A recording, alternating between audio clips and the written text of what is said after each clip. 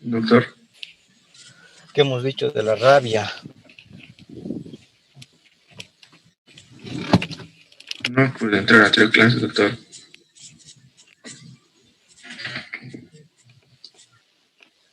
Ana.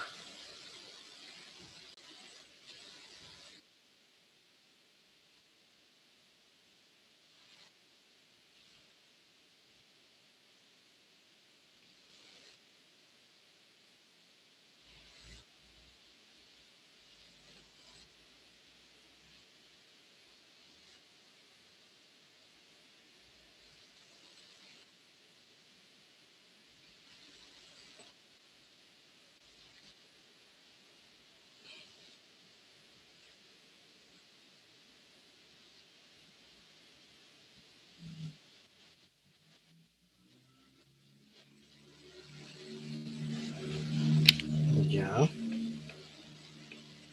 En cuanto a el periodo de incubación, Carlos Andrés Zambrana.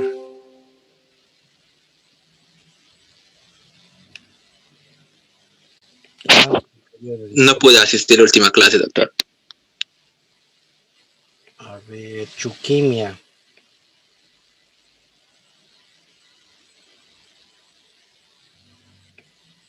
Doctor. ¿Cuánto es el periodo de incubación?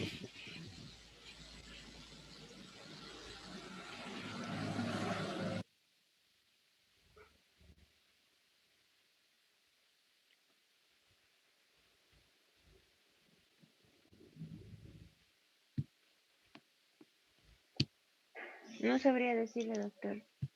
Doctor, creo que el periodo de incubación es de 10 días a 6 meses y en muchos casos puede durar a meses porque no se presenta al instante, a los días, se podría decir, en el animal y dura meses y en ese transcurso se tiene que observar, se tiene que mantener en un constante observamiento a los animales, doctor, algo así creo que es. 10 días hasta los 6 meses, es un periodo de incubación largo. Uh-huh. Por eso mismo es muy peligroso, porque a veces se hacen morder con un perro que tuvo rabia y después la gente se olvida, ¿no? Y cuando uno indaga bien, ya hace la anamnesis, que después van a aprender eso en historias clínicas al año, uno llega a concluir de que había sido mordido el paciente por un perro. Entonces, el hecho de que sea un periodo de incubación largo lo hace de difícil diagnóstico y además de que es difícil realizar el diagnóstico porque no hay pruebas inmunológicas, porque te da anticuerpos cuando ya tienes la enfermedad. Y si ya tienes síntomas, hemos dicho que ya la enfermedad es irreversible, ¿verdad? Entonces, diagnóstico hemos hecho de rabia. Ahí quedamos, doctor, porque para hoy día creo que teníamos que leer diagnóstico, ¿o no? Creo. Ya, Joana, gracias por hacerme recuerdo. A ver, ¿qué has leído sobre diagnóstico? Ah, Jessica, ¿yo? Ah, Jessica González. Doctor, que el diagnóstico se puede hacer por medio de una prueba de PCR y también de la saliva y de líquido cefalorraquídeo también, doctor, o una biopsia. Ya, ¿en el paciente o en el perro? En el paciente, doctor. Ya, PCR y detectar el genoma. Puedes realizar, pero no se lo realiza rutinariamente, o sea, en los laboratorios, ¿no? Entonces, una vez que hemos dicho que se debe esperar un periodo de 10 días y observar al perro sospechoso de rabia, y si es que llega a morir el perro, entonces se analiza el cerebro del perro. O también se puede realizar cultivo, digamos, mediante líquido cefalorraquídeo, ¿sí? En ratones lactantes, entonces, para ver los corpúsculos de Negri que hemos dicho que son la lesión patognomónica que causa el virus de la rabia. Entonces,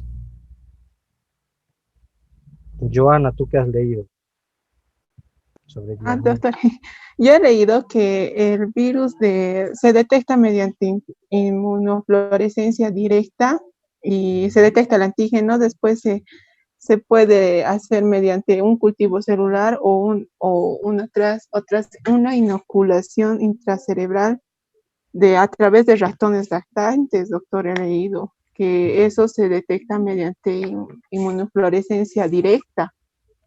Ya. En realidad, una vez que se le inyecta, digamos, el líquido cefalorraquídeo, por ejemplo, a los ratones hay que sacrificarlos y hay que hacer tinciones.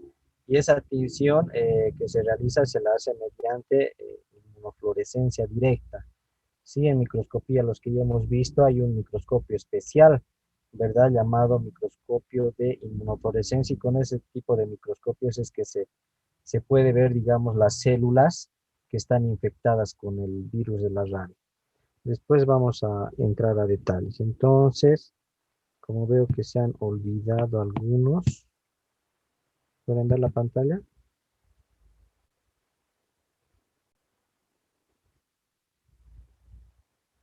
Muy bien. Habíamos dicho que es una enfermedad viral, es una zoonosis, ¿verdad? Una enfermedad zoonótica es aquella que transmiten los animales al hombre. En este caso, la rabia, al ser una enfermedad viral, es una enfermedad aguda y letal, sin embargo, tiene un periodo de incubación largo, va a afectar al sistema nervioso central y la infección humana se produce por exposición a la saliva de un animal infectado por medio de una mordedura, como pueden ver en la fotografía. Incluso hay casos de que gente que no hace vacunar a sus perritos se enferman de rabia y desconocen al propio dueño, ¿no? Y de esa manera el contacto de la saliva con la herida se hace una solución de continuidad y el virus de la rabia se inocula ahí en el periodo que hemos dicho, que va de 10 a 6 meses que puede llegar. Es una zoonosis fatal, o sea, una vez que se producen los síntomas, no hay vacuna curativa, no hay ningún medicamento, o sea, el paciente llega a fallecer, ¿sí? Y es transmisible, producida por el virus de la rabia, afecta tanto a animales como al hombre, animales de sangre caliente, ¿sí? Roedores, mapaches, zorros. La transmisión al hombre se va a producir casi exclusivamente por la mordedura de un animal rabioso. Aquí es importante citar la rabia citadina en algunos libros que van a encontrar, ¿sí? De las ciudades, que es transmisible por un animal rabioso. En este caso puede ser el perro, puede ser el gato. Es menos infrecuente, pero los gatos también pueden transmitir la rabia, razón por la cual se debe vacunar en las campañas de vacunación, ¿sí? Bueno, en cuanto a historia, la rabia es conocida desde civilizaciones antiguas, ¿sí? Que datan del año 4000 antes de Cristo. Obviamente no sabían que era producida por un virus. Sin embargo, ya se reporta desde la época prácticamente de los griegos, ¿no? Antes de Cristo. Se la catalogaba como enfermedad misteriosa. Algunos atribuían que estaba dada por un castigo de los dioses, ¿sí? Después de la conquista, bueno, de Europa y la llegada de los españoles a América, ellos trajeron la rabia junto con los animales caninos que llegaron a poblar el continente. Hay también relatos en México donde existían murciélagos que transmitían esta enfermedad. Obviamente en esas épocas no se sabía que era debido a un virus, repito, ¿no? Sin embargo, también los murciélagos, que sería la rabia silvestre, ¿no? Que está en circulación en cavernas y hábitats de estos murciélagos. En 1886, Louis Pasteur, en Francia, descubrió el virus, estudió la transmisión, el tratamiento y también la posexposición, y además logró inventar, ¿sí? Una vacunación preventiva que es la que actualmente en realidad no, la metodología es la misma, pero obviamente actualmente ya hay mayor tecnología y se hace con anticuerpos monoclonales, etcétera. Sin embargo, la metodología que él descubrió se realiza actualmente, ¿no?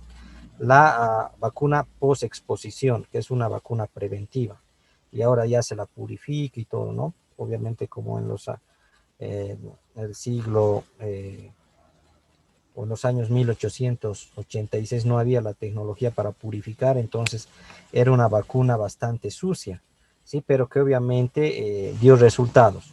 Obviamente ahora por la ingeniería genética y todo es una vacuna más pura. Después Joseph Meissner fue el primer paciente que logró vacunar. Louis Pasteur, cuando se expuso a la mordedura de un animal rabioso, ¿no? Con el virus de la rabia. En cuanto a Louis Pasteur, bueno, es un químico y biólogo francés, nació en Borgoña, en Francia, ¿sí? Realizó varias, en realidad se lo considera el padre de la bacteriología, ¿verdad? Realizó varios experimentos en pollos, no se dedicó mucho a la virología porque no estaba tanto en auge, pero sí a la bacteriología, el método de pasteurización que han debido escuchar, se lo debe a Louis Pasteur, ¿no? Que puedes inactivar ciertos organismos realizando una evolución a altas temperaturas y abruptamente bajar de temperatura, ¿no? Es la pasteurización que actualmente se realiza para algunos lácteos, específicamente en la industria de alimentos, ¿sí? Tuvo colegas o discípulos como Chamberlain que se inmiscuyeron o llegaron a introducirse en el estudio de la bacteriología, inoculaban bacterias, por ejemplo, Pasteurella multocida, a pollos y evaluaron el proceso de la enfermedad, ¿sí? También estudiaron en realidad algunos manuscritos de Jenner, ¿sí? Desde 1796. Estudió a Jenner, no se olviden que Edward Jenner fue el que descubrió la vacuna contra la viruela y logró inocular el virus vivo a su propio hijo. Imagínense, actualmente eso no te lo permite nadie, ¿no? Sin embargo, gracias a la audacia de Edward Jenner, se pudo erradicar actualmente la viruela. Nadie tiene o ya no se vacuna contra la viruela porque está erradicada del mundo, ¿no? Solamente hemos dicho en los principios de las clases, si recuerdan por las clases de introducción a la virología, solamente 2 laboratorios en el mundo tienen el virus de la viruela, ¿sí? Un laboratorio en Rusia y otro laboratorio que es en Estados Unidos, el CDC de Atlanta.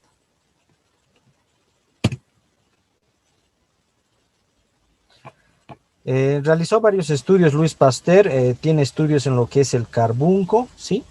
Logró demostrar la eficacia de su vacuna contra el carbunco, inoculando a la mitad de un rebaño de ovejas. También inyectaba la enfermedad de Bacillus anthracis a la otra mitad. El anthrax, si recuerdan en los años 2000 que en Estados Unidos igual por bioterrorismo diseminaban esporas de Bacillus anthracis, el anthrax, que tiene tratamiento pero puede ser utilizado como arma bioterrorista. Entonces él también realizó estudios en esta patología. En cuanto a la rabia, utilizó conejos infectados, ¿sí? Y cuando estos morían, secaba su tejido nervioso para debilitar al agente patógeno por desecación. Es otra técnica, digamos, se inactiva o debilita el virus. Actualmente las vacunas se realizan por pases celulares, o sea, se va debilitando poco a poco al virus y es lo que te venden, ¿sí? Eso es la vacuna. Aquí la técnica de Pasteur fue en conejos, ¿no? Una vez que morían infectados con el virus, su tejido nervioso fue desecado. Después, en 1885, Joseph Meissner, que es un niño, ¿no? Un niño fue mordido por un perro rabioso. Cuando la vacuna de Pasteur solo se había probado con unos cuantos perros, el niño estaba destinado a morir, sin ninguna duda, cuando se desarrolló la enfermedad, o sea, cuando se presentara los síntomas, prácticamente el paciente moría. Pasteur en ese momento no era médico, hemos dicho que su formación es biológica, como biólogo y químico, de modo que si se lo trataba con una vacuna sin probar suficientemente, podía tal vez acarrear un problema legal, ¿sí? Sin embargo, tras consultar con sus colegas, Louis Pasteur decidió inocular la vacuna al muchacho y afortunadamente el tratamiento tuvo éxito. El niño logró recuperarse de las heridas, pero y nunca desarrolló la rabia. Louis Pasteur falleció el 28 de septiembre de 1895, ¿sí? Y en su lápida dice: feliz aquel que lleva consigo un ideal, un Dios interno, sea el ideal de la patria, el ideal de la ciencia o simplemente las virtudes del evangelio. Entonces, ya adentrándonos, habíamos dicho que la rabia es un virus transmitido principalmente por roedores salvajes, murciélagos, zorros, mapaches, mofetas. Aquí tenemos los porcentajes. El mayor transmisor, obviamente, del virus salvaje en el área rural son los mapaches, y habíamos dicho que en las ciudades son los perros domésticos y también los gatos en un menor porcentaje. Aquí tenemos, por ejemplo, los transmisores en lo que respecta a los animales domésticos: perro, gato y otros animales, por ejemplo, ganado vacuno. Habíamos visto también que es un virus neurotrópico.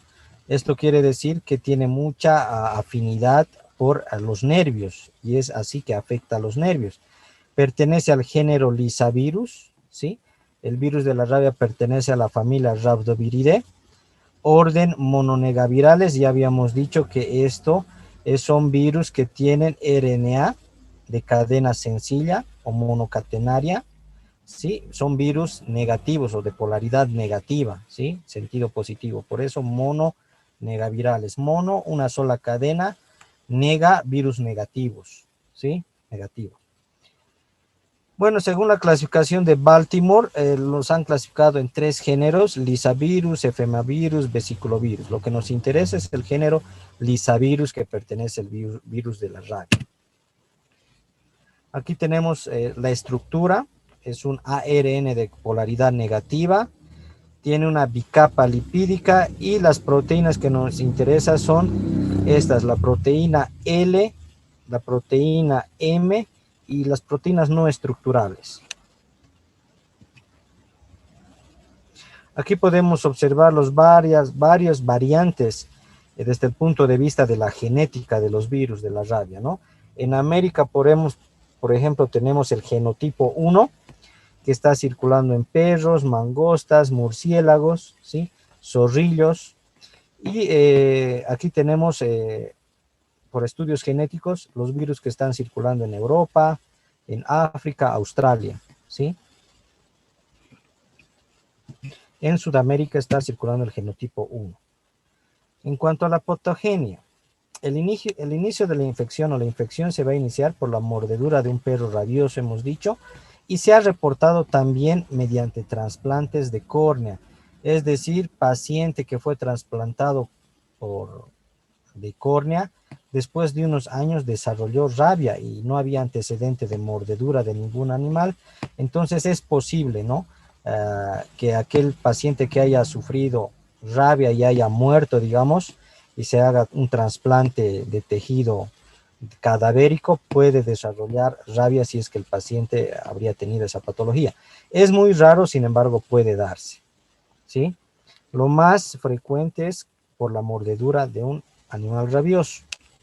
El periodo de incubación, ya hemos dicho, es variable, sin embargo, es de 10 días a 6 meses y depende de la zona de la mordedura. Mientras más cerca esté la mordedura al cerebro, mucho más peligroso, ¿sí? Se produce una primera replicación, infección del tejido, puede ser en la pierna si es que nos muerde el perro infectado. Se replica el virus en el sitio de la herida durante 3 meses. Después va a migrar al sistema nervioso central, es lo que se llama una segunda replicación, y ahí hay cambios histopatológicos. Esto es en el perro, ¿verdad? Los corpúsculos de Negri se van a alojar en lo que es las astas de Amón. Es por eso que una vez que se sacrifica al perro rabioso con fines de diagnóstico, por anatomía patológica se identifica estos corpúsculos en las astas de Amón. ¿Está bien? En los humanos igual, pero ya una vez que el paciente llega a fallecer, no tiene mucho sentido. Es por eso que el diagnóstico es un poco complicado desde el punto de vista laboratorial. Entonces, el perro una vez que nos muerde, ¿sí? Aquí por ejemplo en la pierna, el virus se va a replicar, el virus va a migrar hacia los nervios periféricos. Una vez que migra ahí, se va a replicar después en los ganglios dorsales de la columna vertebral. Es por eso que el líquido cefalorraquídeo nos es una buena muestra para analizar, digamos, ¿no? Sin embargo, nos puede dar una idea, pero no nos da el diagnóstico definitivo. Después el virus va a viajar hasta el cerebro, sí, también por vía linfática puede también alojarse a lo que es, hemos dicho, ojos, a través, en realidad, en los ojos hacia la córnea, a los riñones y a las glándulas salivares y infectar el cerebro.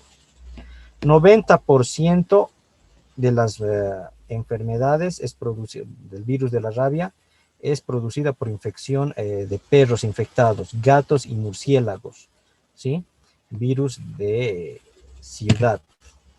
Aquí tenemos los corpúsculos de Negri, ¿sí? Una vez que el patólogo hace la tinción y los cortes de las astas de Amón, podemos ver que esto es patognomónico de la rabia. No hay otro virus que cause esta citopatía, ¿sí? Este virus citopático, corpúsculos de Negri. ¿Cuál es la estabilidad y sensibilidad del virus? En realidad el virus de la rabia es muy sensible a la luz solar, a los rayos ultravioleta, al alcohol, y aquí se los puse con rojo al agua jabonosa. Es por eso que una vez que algún paciente les llegue, en vez de estar pensando en curar, suturar, buscando iodopovidona, agua oxigenada, etcétera, lo primero es que tienen que hacer es lavar con agua y jabón, porque si ese perro ha estado con rabia, el agua jabonosa inactiva el virus, ¿sí? Es sensible también al bicloruro de mercurio, a fuertes también a ácidos como el ácido nítrico, y también a temperatura ambiente se conserva muy bien entre los 22 y 23 grados. El virus puede mantener su virulencia a 4 grados centígrados por 4 meses, a 37 grados si no hay un medio de conservación, pierde su actividad en 24 horas, ¿sí? Soluciones acuosas a 60 grados centígrados inactivan el virus, es decir, agua hirviendo, digamos, no se inactiva el virus a 5 minutos. Para fines prácticos y fines clínicos que nos interesa en nuestra labor de medicina, paciente que llega por mordedura de rabia, lo primero que tienen que hacer es lavar con agua jabonosa hasta demostrar después lo contrario. Después averiguarán si el perro es vacunado o no vacunado, ¿sí? 90% de los casos es por perros rabiosos a través de la saliva. ¿Qué hacer con el animal agresor? A ver, ¿qué harían? Ya hemos hablado algo.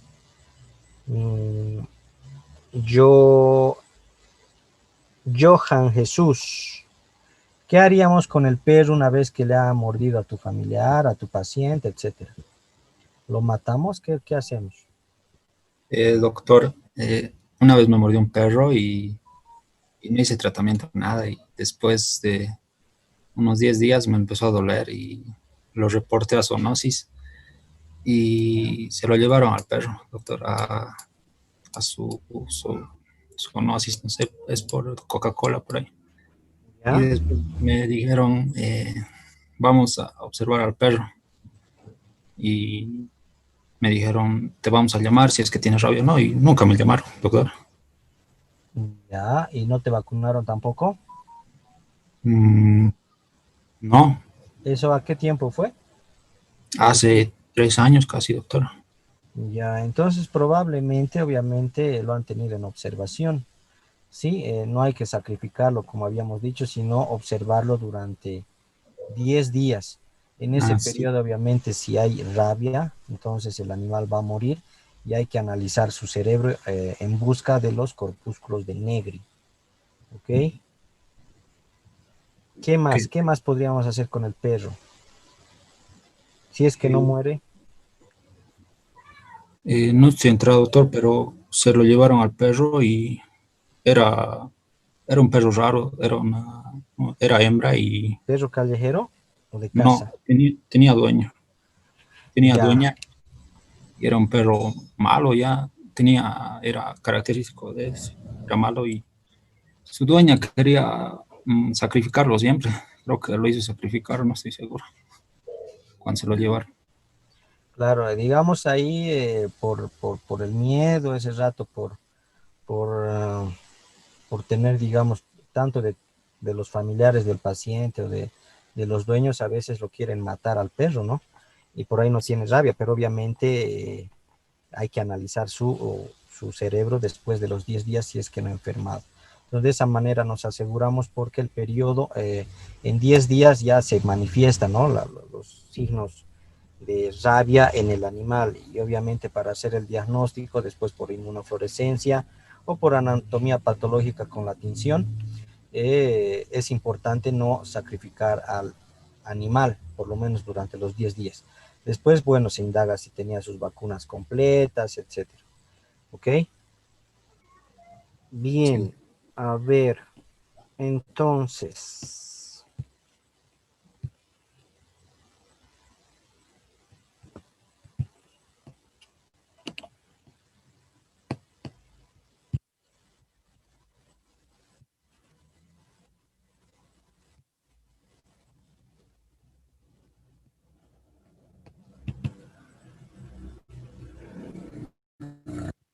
entonces al animal hay que verlo si desarrolla clínica de rabia durante el periodo de observación, es decir, 10 días.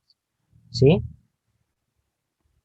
Si el animal es asintomático, se lo observa durante 10 días y si no pasa nada, entonces se descarta la transmisión por saliva, ¿sí? Si el animal desarrolla rabia, obviamente va a fallecer o se lo sacrifica.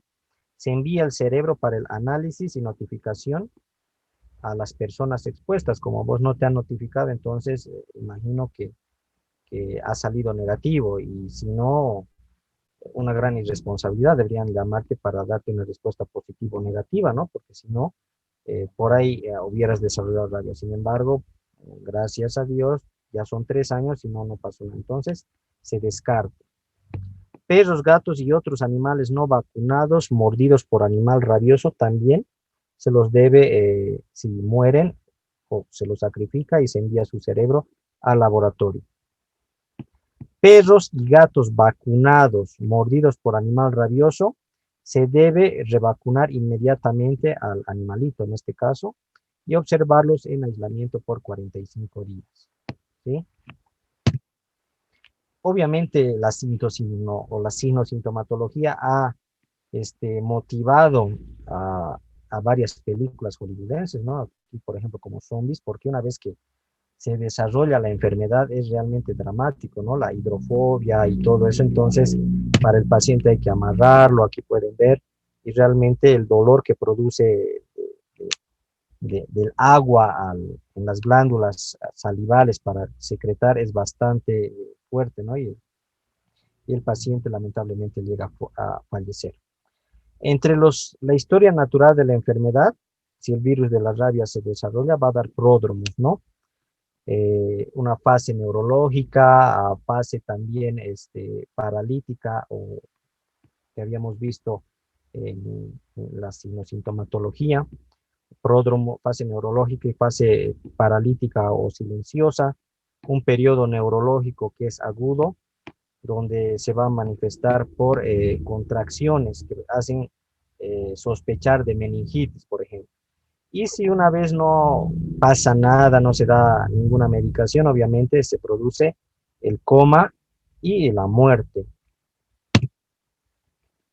Vamos a ir desarrollando paso a paso la signosintomatología, que es lo que más nos interesa desde el punto de vista de la medicina. Vamos a quedar aquí. Lean Clínica de la Rabia, ya que no han leído mucho, algunos no han asistido, entonces para mañana, clínica, ¿sí? Periodo prodrómico, fase de incubación, fase paralítica, fase neurológica, etcétera. ¿Está bien? Bien, doctor. Quedamos aquí entonces. Ok, nos vemos. Hasta luego, doctor. Luego. Chao, chao.